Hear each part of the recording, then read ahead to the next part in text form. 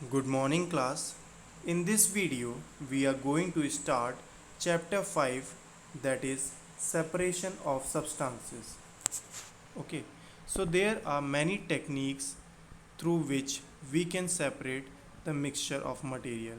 We are going to learn about some of those techniques in this chapter. Okay, so in our daily life, there are many instances where we notice a substance being separated from a mixture of materials. Tea leaves are separated from the liquid with a strainer while preparing tea. बच्चों आप लोग जैसे कि figure number 5.1 में देख पा रहे हो, जब भी हम लोग चाय को छानते हैं कप में तो उसके लिए हम लोग स्ट्रेनर यूज़ कर लेते हैं, ठीक है, जिससे कि जो भी टी लीव्स होती हैं और जो एक्स्ट्रा मटेरियल हम लोग चाय में डालते हैं उसको टेस्टी बनाने के लिए, वो सब जो चाय का लिक्विड है उससे सेपरेट हो जाती हैं, ठीक है, जो हम लोग स्ट्रेनर का यूज़ करते हैं। तो ऐसी डिफरेंट टेक्निक्स और डिफरेंट चीज़ों के बारे में हम लोग पढ़ेंगे जो हम लोग यूज़ करते हैं अपनी डेली लाइफ में, ठीक है, जिससे कि हम लोगों को दूसरी चीज़ों को सेपरेट करने में, जो अनवांटेड चीज़ें होती हैं उनको सेपरेट करने में आसानी हो जाती है, ठीक है। Grain is separated from stocks while harvesting. Milk or curd is churned to separate butter. As we learned in chapter 3, we gain cotton to separate its seeds from the fiber. Perhaps you might have eaten salted dalia or poha. If you have found that it had chilies in it, you may carefully taken them out before eating. Suppose you are given a basket containing mangoes and guavas and asked to separate them. What would you do? Pick out one kind and place them in a separate container, right? Seems easy, but what if the material we want to separate are much smaller than mango or guava? Imagine you are given a glass of sand with salt mixed in it. Impossible even to think of separating salt from the mixture by picking out grains of sand by hand. Okay. सो बच्चों कभी भी जब हम लोग separation की बात करते हैं तो अगर हम लोग जब बात करें ग्रेन्स की तो उसको अपने स्टॉक से सेपरेट करने के लिए भी कई बड़ी बड़ी मशीन्स को यूज़ किया जाता है ताकि वो हार्वेस्टिंग के प्रोसेस को इजी बना सकें, ठीक है। जब हम लोग मिल्क और दही को, जैसे दूध और दही हमारा होता है, उसमें से बटर सेपरेट करने के लिए हम लोग इस टेक्निक का यूज़ करते हैं जो हम लोग फिगर नंबर 5.2 में देख पा रहे हैं, ठीक है। ऐसे मटके में जो भी हम लोग जो दूध या दही होता है जिसमें से भी हम लोगों को बटर निकालना है उसको इस मटके में रख दिया जाता है। उसके बाद ये लकड़ी आप देख पा रहे हैं यहाँ पे, उसके बाद इसको यहाँ से रोप से बार बार चर्न किया जाता है। चर्निंग मतलब इसको बार बार घुमाया जाता है। जब ये घूमेगा, जब ये लकड़ी इसके अंदर घूमेगा, इसके अंदर की जो फनल है, मतलब जो लकड़ी है उसके जो नीचे का जो पार्ट है वो कुछ इस तरीके से होता है। आप देखेंगे ये तरीका होता है, ठीक है उसका।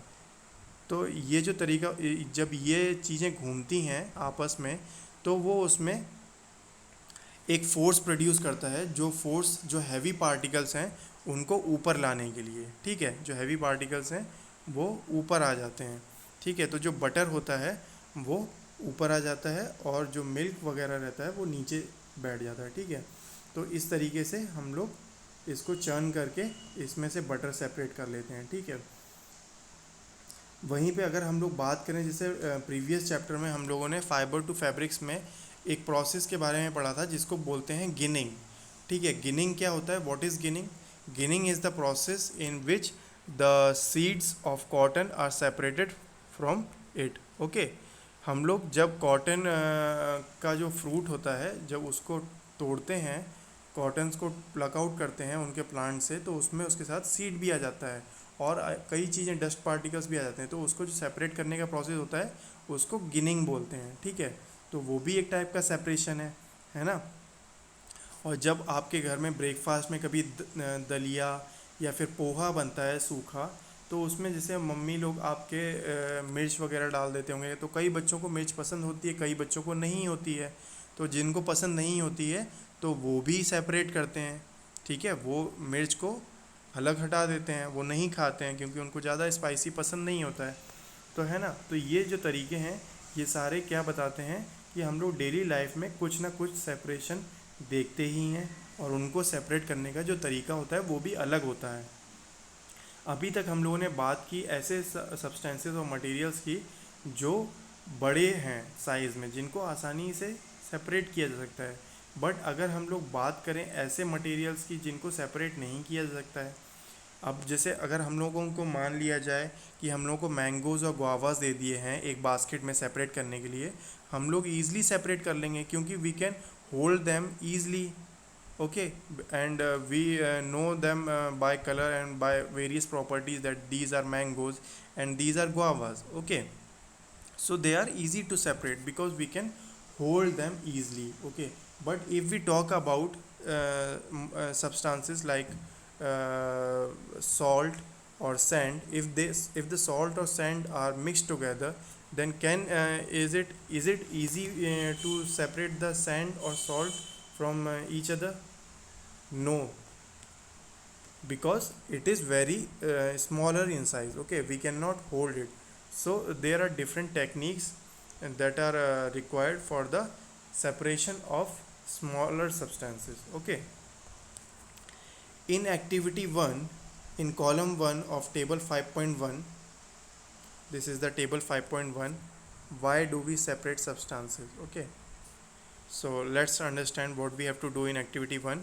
In column 1, table 5.1 are given in a process of separation. The purpose of separation and the way separated components are used is mentioned in column 2 and column 3 respectively.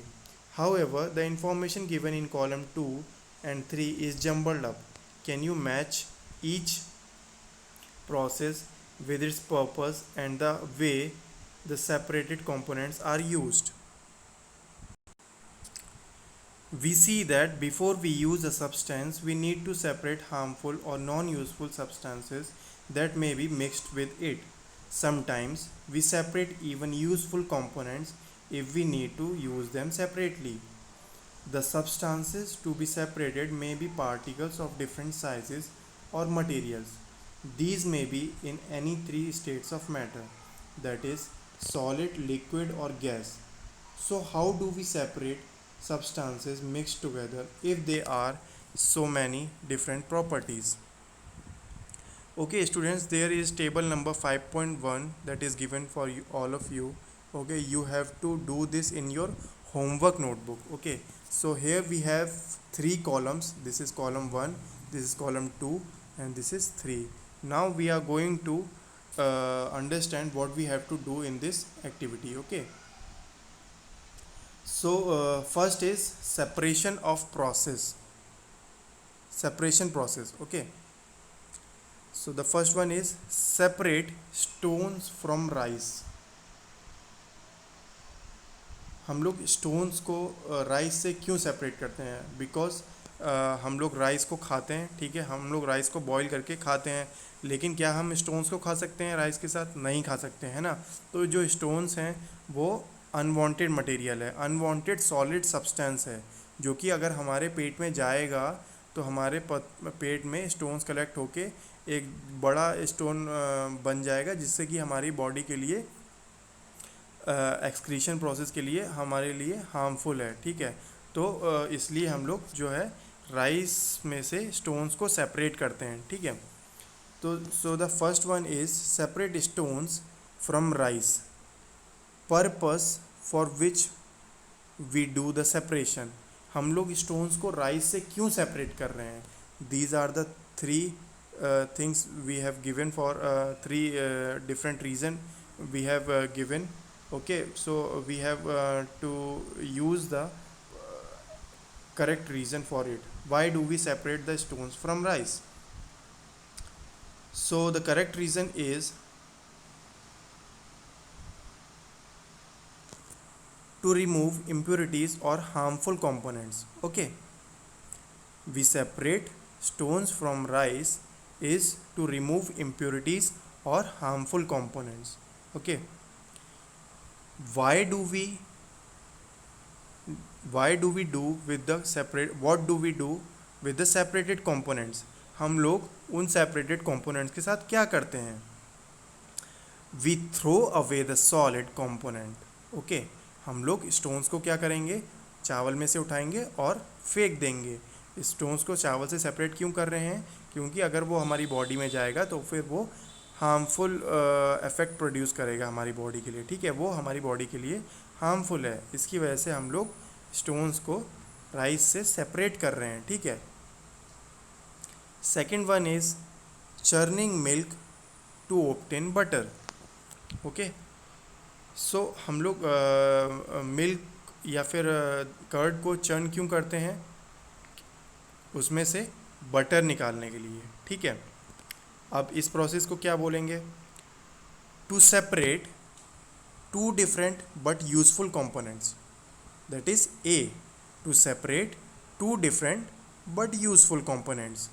Butter भी हमारा यूज़फुल है, उसके बाद जो लेफ़्ट ओवर जो milk होगा वो भी हमारा यूज़फुल होगा, ठीक है। उसके बाद what do we do with the separated components? We use both the components, हम लोग बटर को भी यूज़ करेंगे और जो सेपरेटेड चीज़ होगी उसको भी यूज़ करेंगे। Okay, third one is separate tea leaves. जब हम लोगों की चाय बन जाती है तो उसमें से हम लोग जो टी लीव्स होते हैं वो सेपरेट कर देते हैं, है ना। स्ट्रेनर से वो टी लीव्स सेपरेट कर दी जाती हैं। So why do we separate these? To remove non useful components, क्योंकि वो टी लीव्स का यूज़ हो चुका है। जब वो चाय हम लोग बना रहे हैं तब वो टी लीव्स ऑलरेडी उसमें बॉयल हो चुकी हैं, तो जो टेस्ट उनका जो पहुंचना था वो ऑलरेडी वाटर में पहुंच चुका है, ठीक है। उसके बाद वो बॉयल होने के बाद किसी काम की नहीं रहती हैं। और अगर उसको दोबारा बॉयल किया जाएगा, वापस से यूज़ टी लीव्स को अगर हम लोग वापस यूज़ करेंगे तो वो हम बॉडी को पॉइज़न के तरह हार्मफुल इफ़ेक्ट्स पहुंचा सकती है, ठीक है। तो इसकी वजह से हम लोग टी लीव्स को सिर्फ एक ही बार चाय बनाने के लिए बॉईल करते हैं, उसके बाद हम लोग उसको फेंक देते हैं, ठीक है। So what do we do with the separated components? We throw away the impurities. Okay, so this is how you have to do table number 5.1 in your homework notebook. Okay, I hope you understood this. So this is all for the today's session. If there is any doubt, you can ask me in Google Meet.